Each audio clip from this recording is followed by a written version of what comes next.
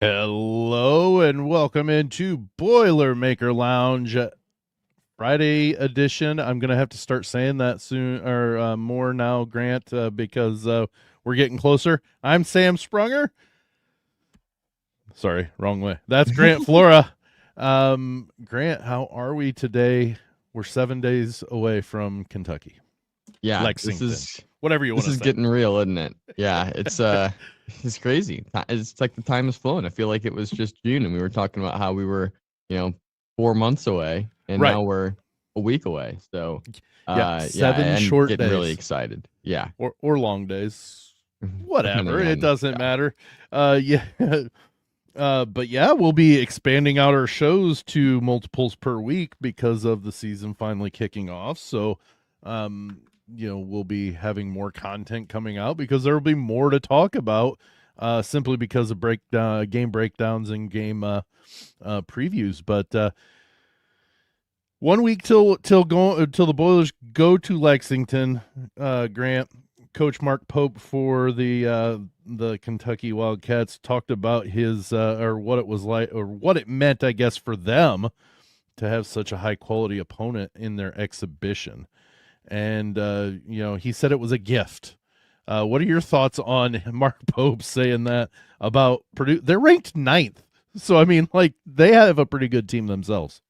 yeah. Well, here's the deal. I don't know if this was in the same conference as when he said that, but he also talked about how Purdue is one of the most experienced team in college basketball. Same comments. They've Yep. Yep, they've played with Painter for the seniors have played with him for 3 years. Like they Right. know what's going on. They can run their stuff without Matt Painter even being there. Whereas Mark Pope has a completely new squad that has barely played together at all and is trying to figure that out and play the number one team in the country in their first game of the season. I use quotation marks for those that couldn't see. I could hear him, but yeah. Right. Yeah.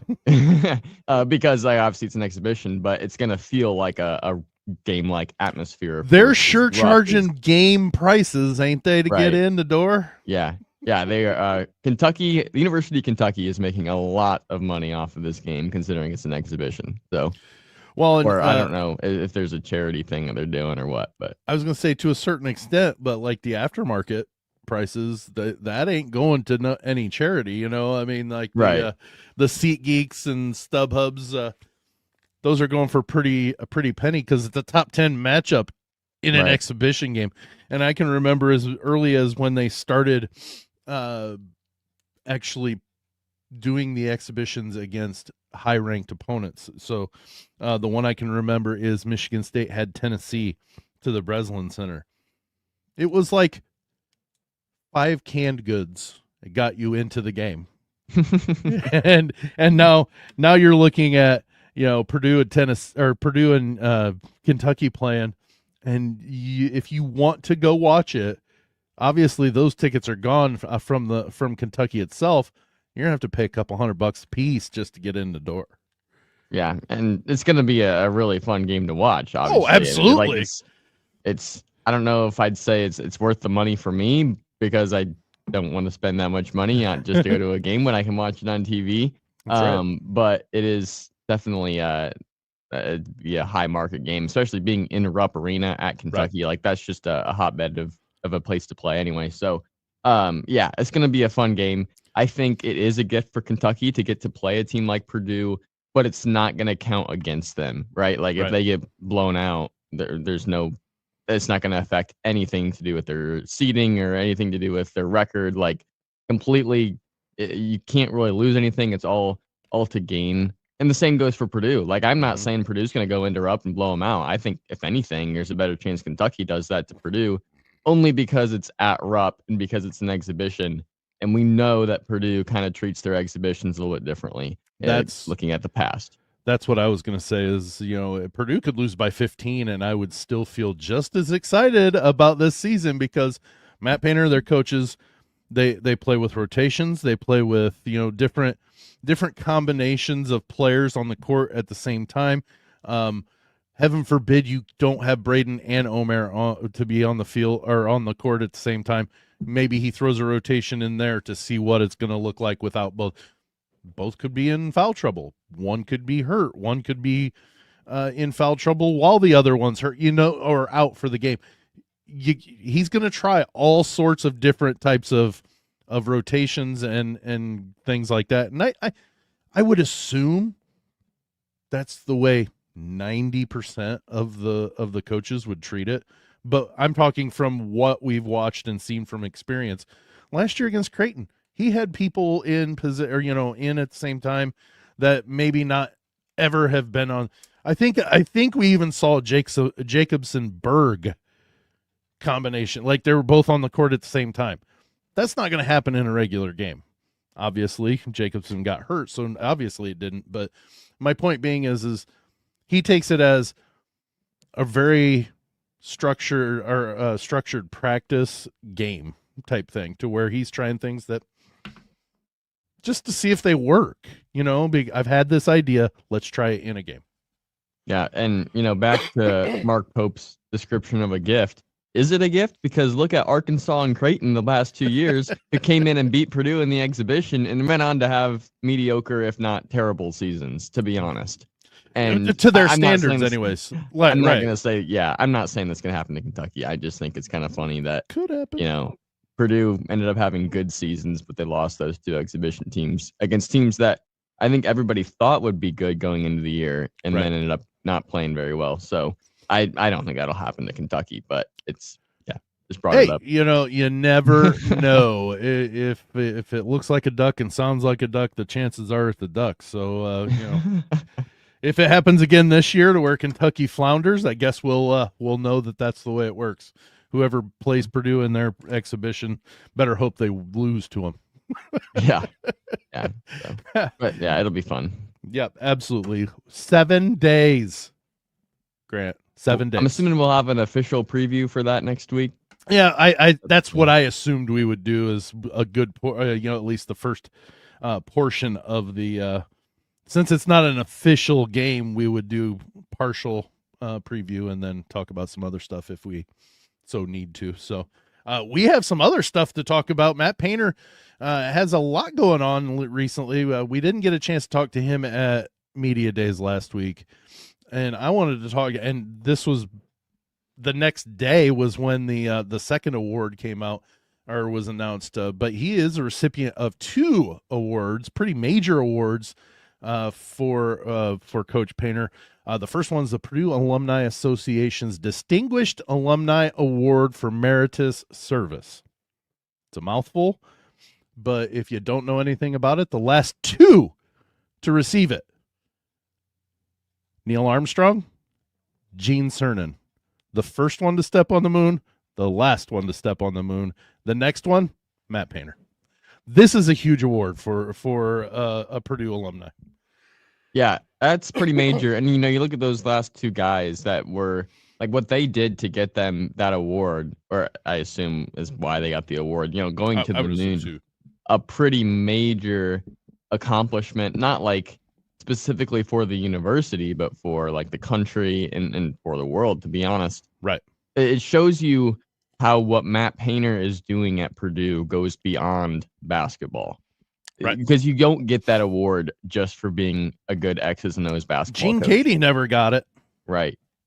And you get that award for making a very big difference in the lives of your student athletes and in your community, right? And so I think when you see that award, people from the outside might just say, "Oh, he's a really good basketball coach. Like he gets this cool award from Purdue." That's part of it. That's part of it. Yeah, he's a good basketball. He wasn't. Yeah, but it goes so much more beyond simply winning basketball games that I think it's important to take note of that. Yeah, and I think you hit the nail on the head. Is he's developed young men, people, because I don't know if there were any staffers that were maybe women too, but people in general. He's produced quality individuals for the community that they live in, and it has to do with the culture that he has built over the 20 years that he's been in West Lafayette as the head coach. That he's done, and he's done so much to make quality individuals. I guess is my biggest thing, biggest takeaway from this. And that to me is why this is such a big deal, because they don't hand it out just to anybody. They don't do it. Let's be, kind of brutally honest. Up until just recently, the past 5-6 years, he hasn't done anything hugely major on the basketball court. His teams haven't. That's not saying that he hasn't been a productive and good coach. That doesn't mean that he hasn't had some success in the tournament. He's won some Big Ten titles, but my point being, he hasn't reached the Final Four. He hadn't reached the national championship game. He didn't ever reach his team's never reached number one. So it's not just his work on the court. So like, if that's your first defense at saying, well, that's why you got it, throw it out the window, because you know what? That it has about this much to do with it. And if you're watching, you can see my hands or my fingers are about a quarter of an inch away from one another. It has that much to do with it. He's one hell of a great coach. He really is. But at the same time, that's not the only thing that got him this award. Yeah, and you can kind of say the same thing for the Legends of Coaching Award. Like, that is an award. It's specifically called John R. Wooden Legends of Coaching Award, and it's about the integrity, the growth off the court, as well as success on the court. They don't just hand that award out to everybody either. But I think the fact that it's kind of based around John Wooden, who originally played at Purdue and was, I think, without a doubt, the greatest coach in college basketball history, in my opinion. I know some people might argue that, but just look at all he accomplished and how he was seen not just as a winner, but the way that he made a difference in his athletes. People still quote him all the time. Like, this was a coach that I think you can relate several things between Matt Painter and himself too, just because of their character and the way that they led their program. So a huge deal for that as well. Yeah, the John R. Wooden Legends of Coaching Award was given to him I believe it was a week from today, or a week ago today, that he was, I believe we were on our way back. It was the next day after, or maybe even the afternoon of, after media days got over. It wasn't, it hadn't been announced at media days. We didn't know about it at media days, at least that I can remember. But yeah, it's and to kind of go on there, it depends on what you're talking about. Are you talking about the John Wooden beating the best men's coach or the best overall ever college basketball coach? Because I'd put Pat Summitt as number one overall. Okay, yeah, that's fair. I guess I was thinking more men's, but yeah, and I would agree, John Wooden, absolutely, because I think they run what Pat Summitt did for women's basketball and making kind of an imprint into college sports and making it a legit, kind of sport that people recognize. I think Pat Summitt did just leaps and bounds. And she was darn good. Like, she was a really good coach. Many people thought she could have went into the men's game and coached the men to the same efficiency. So I think personally that Pat Summitt was the best coach overall, but John Wooden definitely number one in the men's, and unfortunately I got to put Bob Knight at number 3. Yeah, it's I guess that's kind of what I was getting to. No, it was semantics, because I knew exactly probably what you were thinking. I just wanted to mention that I think Pat Summitt is the best coach that ever coached basketball, college basketball. That's a really good point. Also, it was announced that Coach Painter will get the Legends of Coaching Award. Technically, that's not actually given to him till April. For that John R. Wooden Award weekend in Los Angeles is what it technically is. Probably the same weekend that they do the presentation of the award winner, the John Wooden Award winner and stuff. So he and Braden Smith might be in the same that'd be pretty cool ceremony. Also, the ESPN article looks like was posted on October 14th. So I don't know how much earlier than that it came out, but okay, so it might have been this week then still. Yeah. Okay, sheesh. I tell you what, I've been home for a week, but it's kind of like recovering from being at media days. It's just all this backslide of stuff that I had to get caught up. So Plus, but when I got back home, I had to broadcast a high school football game. So like it all kind of, I'm finally catching up. So, yeah, it's the equivalent of back in the 90s and early 2000s of having a backlog of newspapers to read. Yeah. So I get that too. Like you were behind on everything because of media day, and you're still like I'm kind of in the similar situation, right? and I wouldn't give it up. Don't get me wrong. I'm not angry. It takes a couple of days. But one more thing on Coach Painter, and this is from an article by our buddy Dustin Schutte. Matt, and the information's there, but Matt Painter is closing in and should accomplish both of these this season. He's closing in on 500 wins overall for his career, and then also 500 at Purdue. He is at 497 overall for his career, 471 at Purdue. So that means game 3, maybe it's 496, because I was thinking game 4 of the season was when he potentially could break it. But that includes the game against Alabama. So there were some scenarios that maybe, it might be a couple games later or one potentially, depending on, how some games come out. But 497 overall. Then if my prediction's correct, it'll be against Ohio State that he hits 500 or at Purdue, because they'll be 29-0 after they beat Ohio State. But he's 29 wins. These are both like, if he doesn't reach 500 overall, there's something major that happened in the program that kept him from winning 4 games. But at the same time, 28 wins is especially when they've won out of the last 4 seasons, they've won 29 games 3 times out of the last 4. And last year they went 24-12. Yeah. Not reaching 29 wins would likely mean that they struggled in the Big Ten tournament, had a very early exit NCAA tournament, and their regular season did not go the way that we think it did either.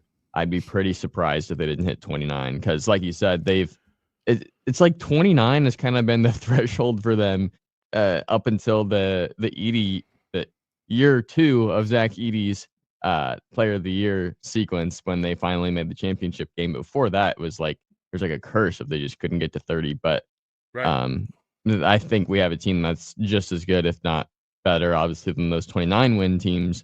And so, yeah, I'd be pretty surprised if they didn't get that. It would be a complete, and I wouldn't say meltdown, but it would be a complete disaster of a season. If not complete disaster, it would be a big disappointment if they didn't make it to 29 wins. I guess very is the best way.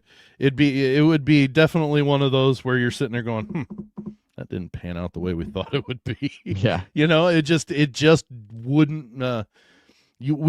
I'd be standing here. You've seen the memes where the guy is sitting there by himself on a swing and then standing in a random empty pool just staring at. That would be how I felt if Purdue didn't make it to 29 wins.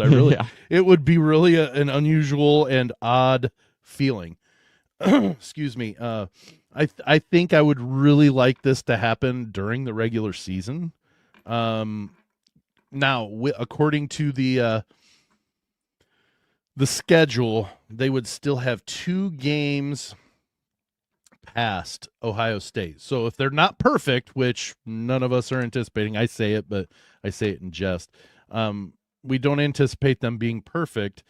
I would love for this still to be happening in the regular season, but that means they have to have one whale of a good non-con scheduled part of their schedule, or season of their schedule, or schedule of their season. That's what I meant. And then a really, really great Big Ten season, because they're really on the hook here. They can only lose a couple of games if they're going to do it during the regular season. Now, that's my liking. If that's the case, I would love for them to be, close to. They need to do well in the Big Ten tournament then, because I don't want that to be. I know Matt Painter and the players won't, but it'll be something constantly barraged if he's gonna do it during the NCAA tournament. I want that to be the concentration on the team, not necessarily Matt Painter. Yeah, that's fair. Also, I think the Ohio State game would actually be game 30 because I think the Baja Mar. Oh, because you can't take that into consideration. That's right, so because going to be an extra game. The anticipation is you never say that it's going to happen. You know the next round isn't going to happen. You don't take that for granted. But they have a second game no matter what. I thought. Right, they do. So that's why I don't. At least when I was counting, they didn't include a second game in the Baja on the schedule, or the schedule doesn't have that. So because they will have a second game no matter if they win that first game or not. So yeah, I think that would make Ohio State game 30, not game 29, which means they could lose 3 times and still do it in the regular season. So 40-0. I don't want, but gives a little bit more breathing room. Sure, but absolutely. And for the new the initial AP poll came out this week. The Purdue Boilermakers, as expected, for most of us, ranked number 1 overall in the country, the first for the Boilermakers ever to in program history to have the preseason number 1 ranking. Now, it means absolutely nothing technically. Rankings don't mean squat, but it's a nice jumping off point to say, okay, this is what the expectation. Now, let's carry it through. If they finish there at that point in April, then this really means something even more. Yeah. You look at the last at least 3 preseason number 1s. You had Kansas the last 2 years, and then North Carolina the year before that. And one of those 3 teams didn't make the tournament. One of them was a 7 seed, and one of them was a 4 seed. So that shows you just how meaningless the number 1 ranking can be. Right. But I think this year we're looking at a team that is going to perform better than that. Who knows? Maybe they don't get a 1 seed, but they're not going to be. I would be shocked if they were a 4 seed or lower. Again, something major would have to happen for them to have anything lower than a 2 seed. Yeah. I mean, you never know with injuries and things like that. Right. Right. But with this roster and the cohesiveness of the team, Matt Painter at the helm, there's no way this team has that underwhelming of a season if everybody stays intact. And that's the exciting thing. And I think that's part of why they probably got this ranking is because they're the most reliable team. They have a lot less that they're relying on from newcomers. That might be part of why they got the edge over Houston is Uzan, Sharp, and Tugler are going to be a great 3 core. But then you got to rely on freshmen to come in and fill out your starting 5. Chris Sinak, if he's not good, that really hurts Houston. And there are other 2 guys as well that are in that class. So I think that's part of it. And then Florida has transfers. Is Xavier Lee going to be able to translate his game from Princeton to the high level at Florida? Those are the questions you have with some of those teams. Purdue doesn't really have as many of those questions because they bring so much of what they had back from last year. Well, and I forget who and how long it goes back, but I forget who posted this, but they said in the history of the preseason AP poll. So the preseason AP poll, history of it, 15% of the number 1s won the national championship. That makes obvious that, things happen. March is very peculiar, things like that. But it also says that that's not really a horrible percentage if you go back for the whole time that they've been doing a preseason AP poll. That number 1 team only 15% of the time wins the national championship. That's not a bad. That means they're pretty decent at putting those guys. It's amazing that 15% actually seems like a pretty good percentage in some eyes. I would have guessed lower. Yeah, 15% of them. Yeah. I would have guessed less than 10%, honestly, especially with the way that they've been doing it the past few years. Like you said, North Carolina missed the tournament. Kansas was a 4 seed that first year that they were ranked number 1, and then a 7 seed last season. And they got beat in the first round by Arkansas. Yeah, I don't remember how good Gonzaga in 2021, the 21-22 season, how good they were, because they were preseason number 1 in 2020 and 2021. Obviously, they went to the title game in the year of 2020 and 21, and that was when they lost to Baylor. Right. I don't remember how good they were. Baylor. Yeah, I don't remember how good they were the year after that. I think they were solid, but they weren't. They didn't make the Final Four. Team. Right. I know that much. Was that the year with Chet Holmgren? Yeah, actually they did end up having the preseason or the number 1 overall seed, but they lost in like the Sweet 16 or something. I think was what happened in that year. So, yeah, it's like lately the preseason number 1s have been a little bit underwhelming compared to what was expected, but yeah, the 15%. I mean, you're talking, 1.5 to 2 out of every 10 are winning the national championship, right. And I don't think we've had a preseason number 1 win the national championship in a while. So it's time. Maybe that bodes well. Yeah, it's time. So yeah. We hadn't had number 1 overall seed in the tournament win in a while until UConn did it the year that Purdue played them. So. And the way that it's being predicted is Purdue's not expected to be the number 1 overall seed of this tournament. I know Joe Lunardi has them as the number 2 or 3 overall seed this year. Since 3. Since things moving up. So that's a step up, because earlier this offseason he had him as the number 4 overall 1 seed, and now he has him at number 3. So they're moving up. And I'm sure it has to do with the fact that they're the preseason number 1. That helps bump them up some. I'm assuming. And I don't know if it's because they think the SEC and the Big 12 are a little bit stronger conferences, so there'll be more resume builders for Houston and Florida, or what, but that surprises me. However, a huge piece of good news is that up until recently, they were treating the host of the South Regional, which is at Houston, as Houston is the host school, in which case they weren't going to be eligible to play in the South region because of that.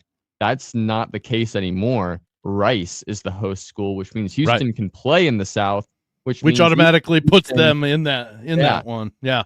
So now, even if Houston were to get a higher seed than Purdue, Houston would have taken the Midwest instead of the South, but now Purdue would slide into the Midwest because Houston would go to the South. So there's a much better chance that Purdue will end up in the Midwest region and play in Chicago for the Sweet 16 Elite 8, as opposed to Houston, or they would have ended up probably in Houston or DC or something.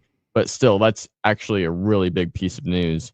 Thank you for reclassifying it, making Rice the host. Yeah. Because in the roundabout way. It's not to say that, Purdue couldn't make it to Chicago anyway, but that just makes it the avenue and a possibility. If they're going to be a 1 seed, they could get to the Chicago a little easier. That makes it easier on the media too. Right. Yeah. Yeah, that'll be nice. But yeah, it's just like, if you're Purdue, I don't necessarily think we need or even want the number 1 overall seed in this tournament. Like, I think 2 or 3 is like the sweet spot where you're a 1 seed, you're solid, but you're not the one everyone's looking at as the top dog as far as the entire tournament. It just seems like those 2 and 3 overall seeds tend to do better than number 1, which is right where they were at 2 years ago. So just knowing that, hey, as long as we get a 1 seed, we're looking at the Midwest is a really good thought. The only thing I want to make sure is the way this plays out. Let's say it plays out the way it's being, prognosticated as. We get Houston in the finals, which it won't in the Final Four. Yeah. Because I would love to have the opportunity to win the national championship at the same place that Houston knocked us out last year on a fluke play with some. I'm not saying that the refs won it for them, but with some assistance on some calls. I would love to be cutting down the nets after beating them because of that, or after that. Yeah, that'd be pretty poetic for sure. Poetic justice at its utmost and example. It's also But crazy that as Purdue progresses through the tournament, they'd likely get closer and closer to home. Yep. Like probably start out in like St. Louis, then Chicago, then Indy. Probably. Obviously. I would assume if they're a 1 or a 2 seed that they're going to be put in St. Louis, no matter. I mean, because Purdue's going to draw there, and the NCAA knows that, and they're gonna move them to that. But at the same time, yeah, moving to Chicago, then hey, now you can sleep in your own bed the night before the game. Yeah. You can just ride a bus down to Indianapolis for the Final Four. Yeah, absolutely. This is setting up, and through the podiums and the podium stuff at media days, Braden Smith talking about the fact that their number one goal as a team is a national championship. We already knew that, but the fact that he was willing to even say, if I don't reach any of my goals, individual goals, and we win that national championship, that's fine with me. I think that's a huge statement for what this team is about, because he's the leader of the team. Now, don't get me wrong, TKR, Fletcher, they're all. Braden's the bus driver, so if he's on board with I don't care if I get my own personal goals as long as we win this national championship, I think that's a pretty strong statement for the team. Yeah, I mean, not only is he considered the best player out of the three of those that you mentioned, right? He's also the point guard, and I feel like as a point guard, no matter how good you are, there's an element of leadership there because you're running the offense, you're kind of in charge, organizing everybody else when you're on the court. So to be in that position, like he just has so much leadership just naturally kind of placed upon him, and he handles it really well. Like he is a great leader. You listen to him in press conferences and stuff, and like he says the right things. He has the right attitude. Is a really good like extension of Matt Painter. Like there's just a lot of cohesiveness there from a leadership and an attitude standpoint that is super important when you're trying to do something like what Purdue's doing. Yeah, and so that, I know that was a little bit of a sidetrack from what we were talking about, overall seeds and things like that and tracks, but that to me means, that maybe this is going to be the 1.5 out of 10 that wins the national championship. Of the rankings, 3 out of 20, however you want to say it, that the number one team wins the national championship because they've got their heads in the right place. Now, that's not to say, and as the famous words from Mike Tyson, everybody has a plan until they get punched in the mouth. And then that plan goes out the window. Those plans and that laser focus can change if something happens to where they're punched in the mouth. Yeah, but this is laser focus. Right. It's so hard to speculate this far out. Like, I feel like every year we look at the early bracketology and we're like, man, this is kind of what it looks like things are going to happen. It never happens that way. I would be shocked.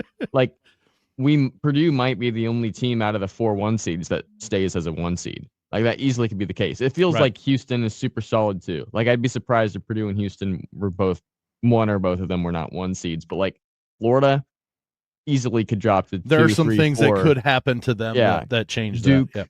like all of that stuff, it just easily changes. You might end up with a team that looks like a 6 seed, like Michigan State, that climbs the 1. Like there's so much that can change here, and so it makes it difficult to speculate. But at the same time, from what we know right now, this is exactly what should happen, and so it's fun to look at it that way. But kind of like we were talking about with the leadership and stuff with Braden Smith. Like I got to ask them at media day how the leadership compared to last year, like if things changed, what was going on. They basically said no, like nothing changes. We have similar personnel. Our leaders are back. Do you understand how significant it is for them to be able to say that? Especially in this world of college sports. Yeah. Nobody else in the country can say that. Absolutely nobody. And they have the talent to go along with it. So they added talent. Jeez Louise. Right. Man, so I mean, honestly, they had a Final Four competitive team before they added anybody from the portal or in recruiting, and then they added 4 huge pieces, and one could be a red shirt. It just blew. Yeah. But let's move to the last topic that we've got, and I've got a little graphic for you there, Grant. Let's take a look at this.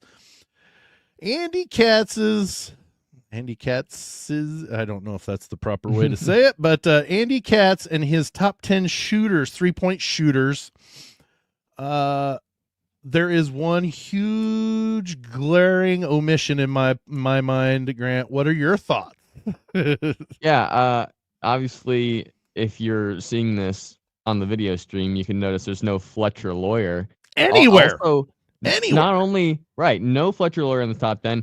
Also, I don't think there's a single Big Ten player in the top 10, which is crazy to me. Nope. I mean, obviously, Fletcher Loyer should be in there. I don't know if any other Big Ten players should be in there. But what I know is Andy Katz works so much with the Big Ten, and I feel like he tends to help the Big Ten in his projections. Like his rankings will kind of shade that direction. So to not have anyone from the Big Ten, let alone Fletcher Loyer, in that list is shocking to me. He helped host the event on right on Thursday.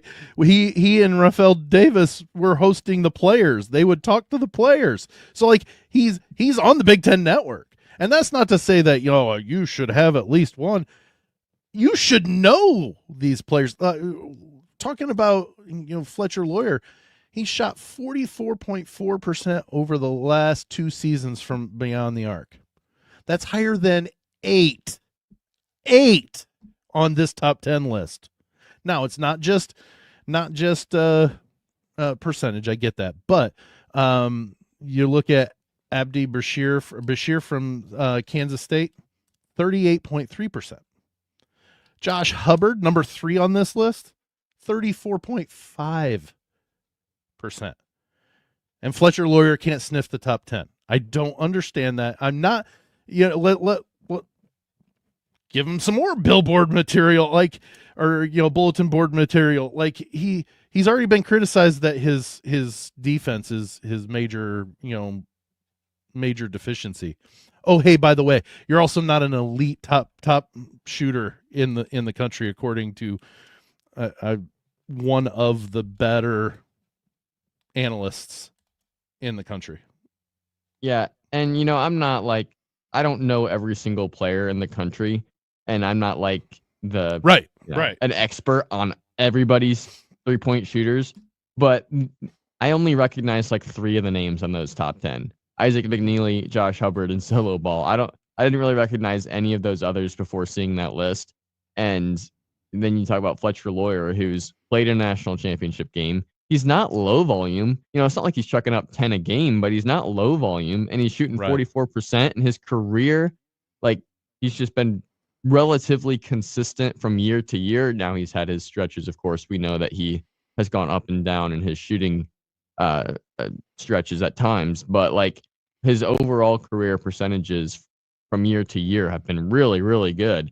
He's coming in as a senior. I don't get how you just kind of missed that. So, well, and I'm sure I'm sure these guys have some clutchness about him, or like when they hit their threes. But I can really tell you that Fletcher Loyer, because we've watched him for 3 years prior, he doesn't necessarily shoot the 3 when they're up 25. He's shooting it when they're down 4 or when they're up 2 to extend the lead or cut the lead to he's hitting them in situations. And like I said, the others may be doing this as well. But to have the high percentage, the low volume, and the clutchness and when he's hitting them, I don't know how he's not either 5, 6, or 7 in that list. Yeah, that's it just blows my mind. I like Andy Katz. This is not a complete let's talk bad about Andy Katz. Yeah, let's bash Andy Katz. But he's a Big Ten guy, and it just felt like you're telling me there's nobody from the Big Ten that's a top 10 shooter. and Fletcher Loyer obviously being the big one, but like there are others out there. I'm not like necessarily thinking of them at the moment, but like other really good shooters from the Big Ten, just because it's a good conference and nobody could crack the top 10. Kind of blows my mind. But like you said, if anything, this is gonna just help kind of motivate some of these guys and Fletcher specifically. Not that he necessarily needs the motivation; he's got plenty of it. But we know from talking to him at media day, like he pays attention to what the media says he can and can't do, and so. Hey, if it's going to make it a driving force, go for it. Yeah. So, if it's going to give you motivation, go for it. Thank you, Andy Katz. Maybe you just lit a fire and he's going to shoot 55% from threes this year. You just made Purdue more lethal, Yeah. But and you're right. I don't care. It's just one of those that, man, like you said, like most of your stuff involves Big Ten. Like you're engrossed in just enveloped in all Big Ten stuff while you're doing the rest of, like, I just didn't. It's how you miss it, how you miss that, and yeah, it's a little bit of homerism, but when you have the facts and details to back that up, it makes it even more of a glaring omission. But you know what? Let's just let's have Fletcher put that in his pocket and save it for later, and just make Andy Katz put out an end of season top 10 shooting, and let's put him at 1 or 2. Yeah, because he helped Purdue cut down nets in April. So that's the big thing there, and I overall, we're still 7 days away from basketball. I tell you, the month of October, once it started, it has just been clicking and going, and it's almost, we're over halfway done with it. And in 1 week, we're playing some ball. Yeah, I cannot wait. I've been watching some past highlights and stuff. Like, I'm just ready to see this team get on the court. And like you said, they might not even compete with Kentucky. I mean, I think they will, but like, they could still lose pretty big time, and it'd just be fun to see them play and to know, like, hey, losing this game means absolutely nothing. So right, and that's the key is really, honestly, it win or lose, there's nothing significant about this other than they played a high quality opponent to get warmed up, and barring injury, goodness gracious, let's not have an injury, but for the most part, it is exactly what it's a more glorified practice to where they have referees and they wear their uniforms and they're playing against somebody rather than against themselves. So, we're almost there. We're almost there. Once the season kicks off against Evansville that week, we will start doing a multiple episode per week show and preview, reaction, and other stuff for the season. But 1 more week of just Friday only, Grant. Yep. And then maybe 2. Maybe 2. We'll see. But yeah, no, it's going to be a lot of fun. Just getting previews and breakdowns in and start looking at some matchups and stuff. We'll get it going. Yes, sir. Yes, sir. Well, that brings us to the end of this week's Boilermaker Lounge. Still recovering from media days, but in such a great way. But it has been a fabulous ride over this off season. We're like we just mentioned, we're almost to the end of it, but not quite there. But really excited to get this tipped off. And thank you so much for joining us this week. For Grant Flora, I'm Sam Sprunger. We'll see you next week.